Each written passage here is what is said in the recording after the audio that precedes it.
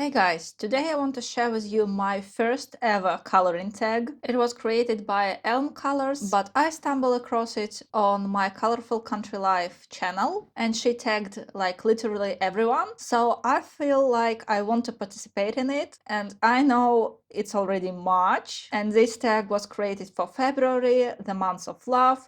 But I honestly think that every month in the year is a month of love. So with this heavily pretentious excuse, I will just jump right into it. By the way, both colorists, Elm Colors and My Colorful Country Life are wonderful girls and I heavily recommend their channels. And today we're gonna finish my very old whip. Finally, I have the courage to do it. You will see me finishing this page and listening all my answers to these very cozy and warm questions of this tag. So the first one would be share a finished page you love. Tell us what you love about it.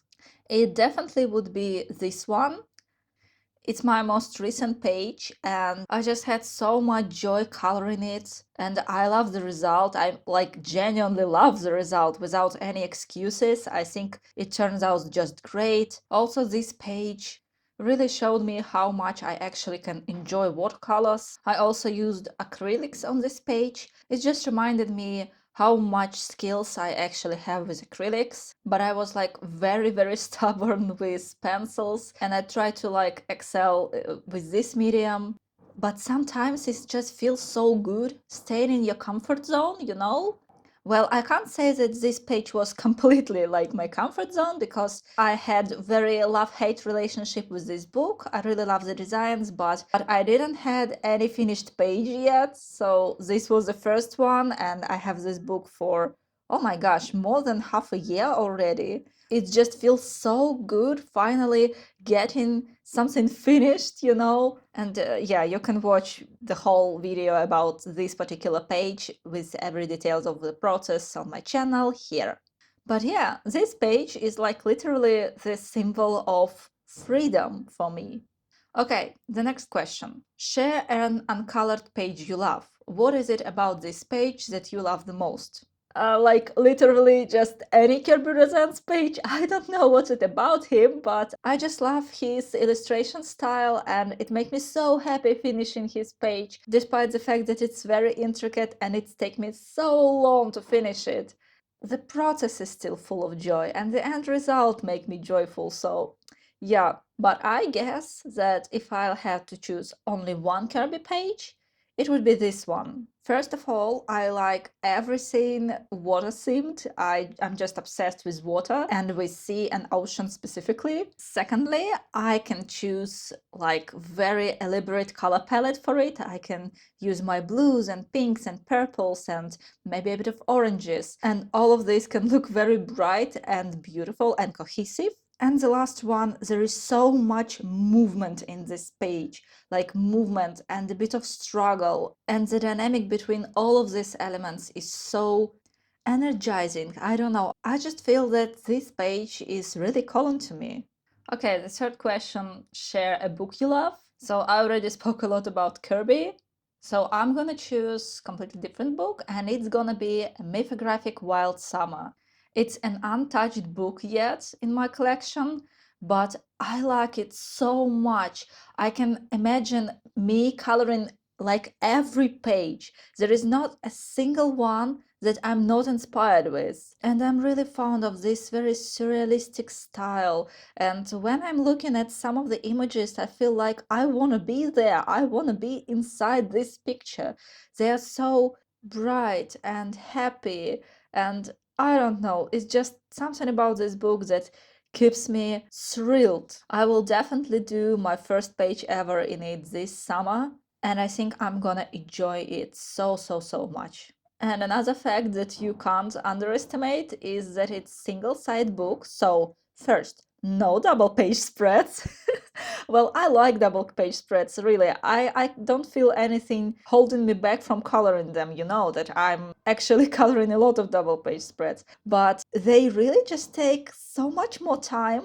And like, let's be real, not all of them are benefiting a lot from being a double page spread. It could easily be a single-sided illustration, but whatever. Another like really obvious benefit of this book being single-sided is that you can use literally everything you want.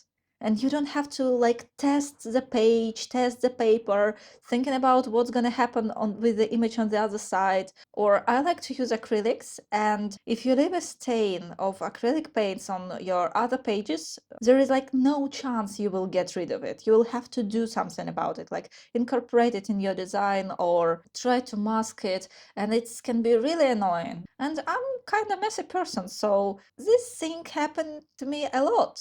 So I don't see any cons of this book, only pros. This is why, yeah, I love it so much. Okay, next question. Share a background you love. And we going back to Kirby. It's gonna be this watercolor background. It was like my first watercolor background where I used more than one shade of colors. And I think it turns out just amazing. I'm like really impressed with the end result. The paper in my edition of this book is like really bad, so I don't recommend using watercolors on it without any preparation. So I used acrylic medium to prepare the page for taking this water medium. And I'm actually so thrilled to use more watercolors in this book. And like in any book, watercolor backgrounds is just something magical for me. I don't know. You can really mix colors on the paper and they have this beautiful semi-transparent look. And yeah, you can mess up pretty hard with this, but when it's done right, it's just stunning. Okay, next one. Share what type of pages you love to color. Like cutesy, portraits, realistic, fantasy. Why do you prefer that style?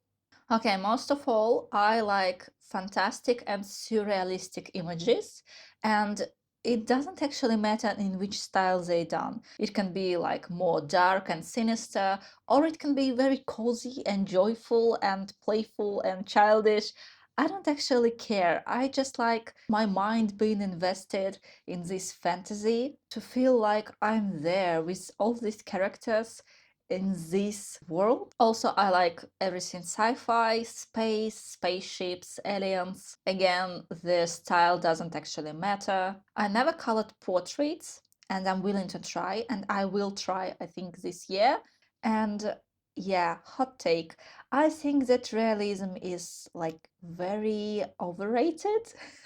Like, you can never be as real as a photo, and you don't have to try, my opinion. Like in art, we love interpretation. We love to see other person on the image.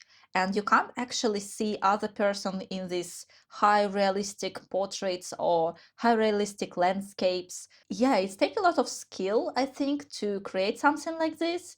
But could you actually tell who did which of these paintings? Like, this one is immediately recognizable. This one, immediately recognizable. You know these people, you know their thoughts and their life, and you can see it in their pictures. This one, I don't know. Some random, very skilled, very talented, don't get me wrong, person in the internet did this.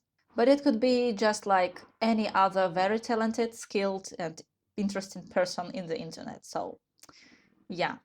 Okay, let's move on. Share what objects you love to color. Hair, florals, landscapes, architecture. What are you excited to color? I'm very excited to color any like sea landscape, everything with beach and underwater scenes. I think this can be my cup of tea, but actually I'm more thinking about the shapes rather than objects. Like, I love coloring everything that have soft round shapes, and I'm not particularly fond of coloring everything with sharp edges and very flat surfaces. So I don't think that architecture gonna be my jam, because yeah, basically it's like all hard surfaces with sharp edges. And yeah, I'm really struggling with fur, particularly with coloring fur with pencils. I don't know, I can do like pretty interesting fur with acrylics, but pencils are just so confusing for me. I don't know how to use them properly. And yeah, I'm thinking a lot about, the texture of the fur recently. and I'm trying to figure out how to depict it right. And I watched like tons of tutorials on Fern, and I still don't get it. Sometime I get a pretty decent result, but it still doesn't look like this is the best result I can get. You know what I mean? The same with hair. But I don't know, can we consider it being the object that I love to color? I think it's just an object that puzzled me a lot. And I'm really enjoying working on backgrounds because it's a lot of abstract color flow. And I know that not all people like abstraction. It's very, niche topic in drawing. But for me, abstraction is like a pure imagination. Like it's pure imagination of the artist combined with pure imagination of the viewer. And I like being in the position of viewer as well as an artist.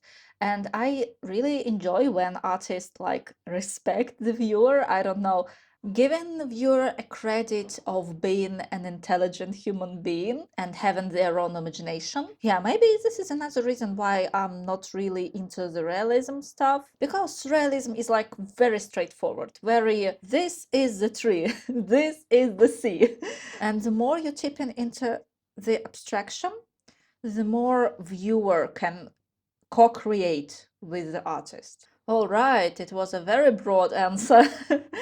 Okay, next one. Share what embellishments you love to use, like stickers, loose glitter, metallic watercolor, drawing, collage. Well, none of the above. Well, actually, I draw sometime. I use drawing on this page to transform it into the Phantom of the Opera scene. And I use drawing there for the background. And I think I'm gonna use more drawing to make the scene, the page, my own. I used glitter once for this page, and I'm really not into glitter. I don't know. It's just I love shiny clothes, because when you're using the glitter on something that is warped a lot, like a piece of clothes, it's always in movement, always a lot of folds going on, it look very different from when you're applying something glitter on just a flat surface, which is very static and there is no much change in lighting going on. Same goes to all the metallics. Actually, I think on very, very rare occasions I use metallics, though I can't remember a decent example right now, but I think, yeah, there was something like this. I'm very interested in collage, actually. I was very inspired by Sarah Renee Clark's videos about mixed media, and the one where she collected Disney princess and she tried to make like The Last Supper with Disney characters. That was a lot of fun. So I think that maybe, probably, one day I will try to create some collage, but it's not gonna be with coloring books. I love my coloring books too much for it. I think I will have to use something else for it. All in all, currently I'm just learning how to do a decent coloring without any embellishments, and maybe later I will try to use something like this on the pages. Alright, next one. Share what color you love to use on your pages. Is it the same as your favorite color? Well, my favorite color is blue and purple, and while I'm enjoying using them on the pages, I actually don't think that I have like any particular color or color scheme that I would prefer over any else. I genuinely think that there is no bad colors. There is no ugly colors. Every color is beautiful in its own way, and you can use any color to create something beautiful. And it's a lot more about how you use something instead of what are you using. But that being said, you can definitely see some patterns in my pages. For example, you can notice that I prefer to use very bright out there colors, and all my pages are like very saturated. I would love to try something else. I would love to try some pastel colors or maybe a bit darker desaturated colors, and yeah, maybe I will. But for now, I'm just enjoying the richness of colors so much that I just can't help myself. Maybe when the time will pass, I will look differently on pages and colors, but for now, it is what it is. All right, next question. Share what hobbies you love other than coloring. Are you an indoor cat or more outdoorsy? Yeah, I'm definitely an indoor cat. Like, sometimes I think that our dog is the only reason why I even try to go out. My dog and my endless love to nature, so I will rarely pass on opportunity to get in a walk in the park, or what is even better, traveling out of town to see more natural landscapes and breathing this fresh air, but I have like zero motivation taking a walk in the city. So almost all of my other hobbies are very indoor. I love cross stitching. I do it since I was like 7 years old. And generally, the bigger the design, the better. My partner is really into board games, and I enjoy playing board games as well. Also, I'm a huge cinema fan. I enjoy cooking a lot. I cook every day, sometimes twice a day. Recently, like maybe a month and a half ago, I started practicing yoga. So I'm doing 20 minutes of yoga every single day. So I can consider this as a hobby. And I'm thinking about learning how to draw, but it's taken me a while to start, and it's okay. I don't want to put a lot of pressure on myself and prefer to take it slowly. Okay, and the last question. Share what you love most about coloring and our wonderful coloring community.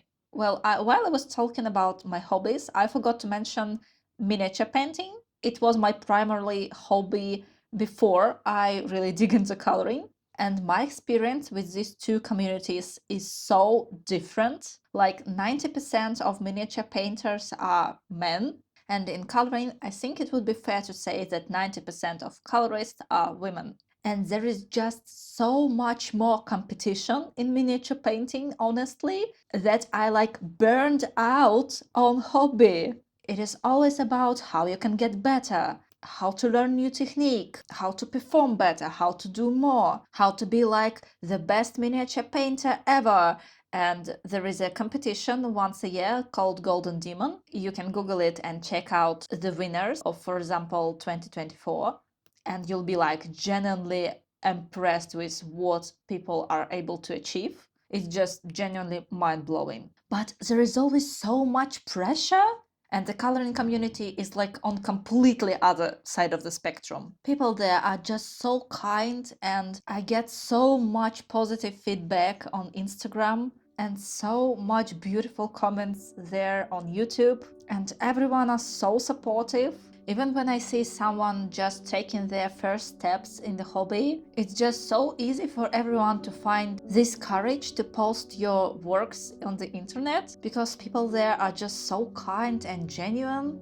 And my channel is very small. I don't have a lot of views yet, but every view, every like, every comment give me so much warmth and motivate me to keep going so much more than any competition can. So I like all of you guys, and even if you don't have your YouTube channel, you can still participate in this tag. Please just leave me a comment with your answers to these questions. I'm interested in each one of you and would like to know you better.